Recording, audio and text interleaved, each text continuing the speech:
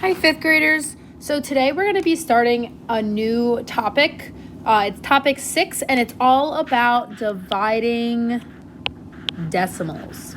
All right. So last topic, we reviewed a couple different ways on how to divide whole numbers.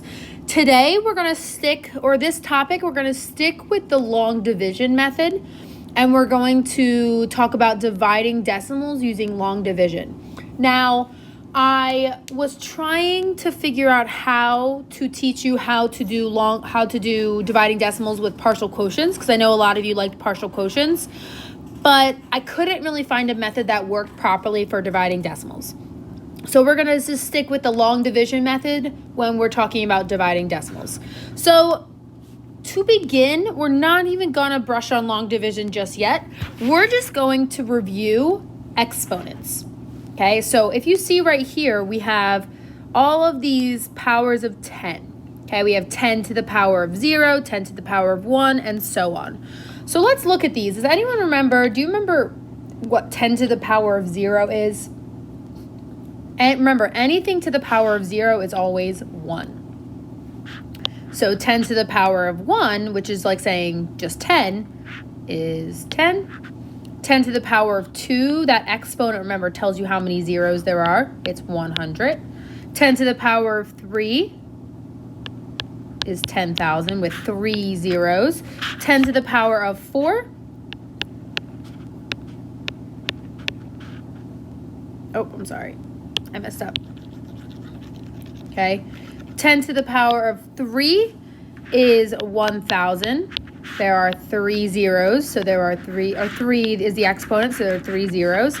10 to the power of 4 is 10,000. Exponent is 4, and there are 4 zeros. And 10 to the power of 5 there's an exponent of 5, so there are 5 zeros. And we can keep going. 10 to the power of 6 has 6 zeros, and so on, okay?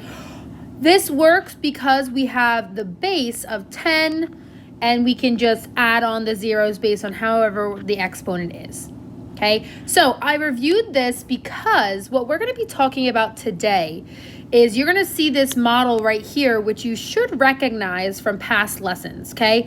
We're going to be practicing dividing by powers of 10, okay? So there's a little sentence here. It says, when you divide a decimal or a whole number by a power of 10, you're going to get a blank number as your product. So if I have this number and I divide by 100, am I going to get a bigger or a smaller number as now that actually shouldn't say product, this is a quotient. Okay, am I going to get a bigger or smaller number as my quotient? If I'm dividing it by 100, I'm going to get a smaller number. All right. Think about it. I'm dividing my whole or my total into 100 different parts. So all of those parts are going to be way smaller than what I started with, okay? And just like our little key last time, you want to look at the total number of zeros to tell you how many times to shift the number. So just like we are used to, you're going to fill this number in. There's a decimal point right there. So the 3 goes after the decimal point. We have a 1, a 9, 8, and a 7. So we are shifting it. We're going to get a smaller number, meaning we're shifting it towards the smaller numbers. It makes sense because we're going to get a smaller one.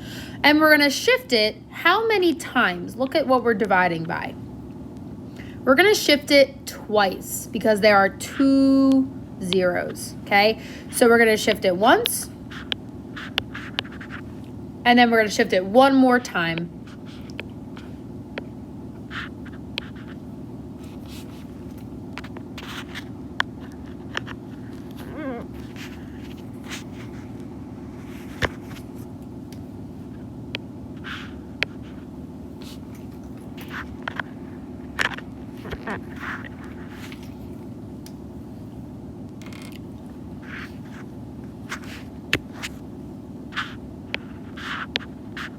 And if we shift it one more time, that is our total answer, because this is the first shift, this is the second shift, okay? So our final answer is 78 and 913 thousandths. Okay, so again, you just look at whatever we're dividing by. Now, let's say it didn't say divide by 100. Let's say it said divide by 10 to the power of 2. Keep in mind, 10 to the power of 2 is identical to 100. So you would still shift it 2 times towards the smaller numbers. Okay, so let's look at this problem. We have 42 and 75 hundredths divided by 1,000. Okay, so we're going to fill in 42 and 75 hundredths here. And if we're dividing by 1,000, are we going to get a greater or a smaller number? Bigger or smaller? We're going to get a smaller number. So we're going to shift this number right here towards the smaller numbers. And how many times are we going to shift it? We're going to shift it 3 times because there are 3 zeros.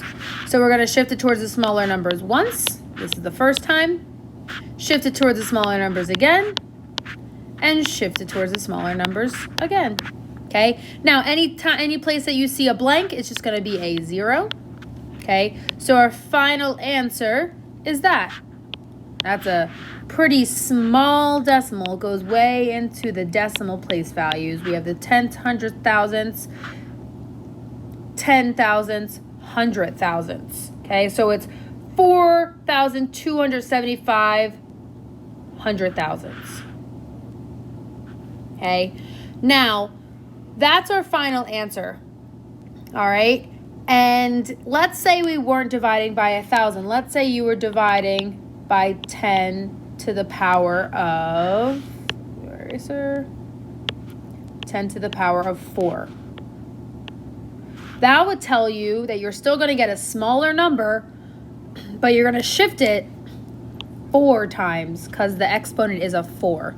So just keep in mind, it's either the number of zeros, okay, or number that the exponent is. So if the exponent says 5, you're going to shift it 5 times. If the exponent says 2, you're going to shift it twice. All right, so the next one, 832 divided by 100. Again, we're dividing by a power of 10, or a big number, meaning that we're going to technically get a small number because we're breaking it up into smaller pieces, okay?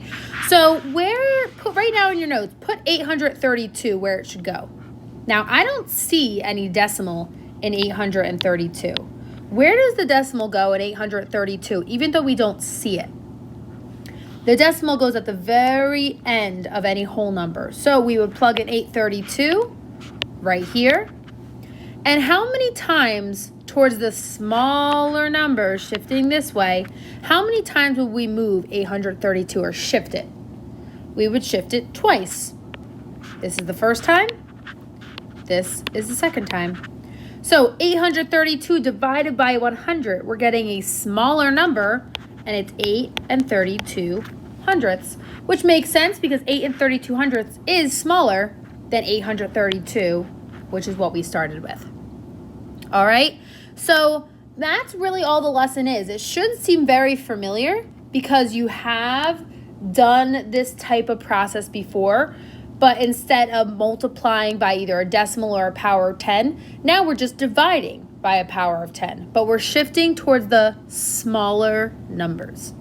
All right, so what I would like you to do, there's nothing attached to this Edpuzzle, but you are going to be completing a Google slide, which is located in your classroom. All right, it's going to be templates that are very similar to this. You're going to get 2 problems up here, okay, just like so, and you're going to have a big template here, and you're going to be able to fit in both of the problems in one template. So you can show your work in both problems in one of the templates, and then write your total, or your final answer right at the very top, just like we did. All right, so you're going to complete that Google slide. Use your notes if you need to, and if you do have any questions, please let me know. Have a wonderful day. Bye, guys.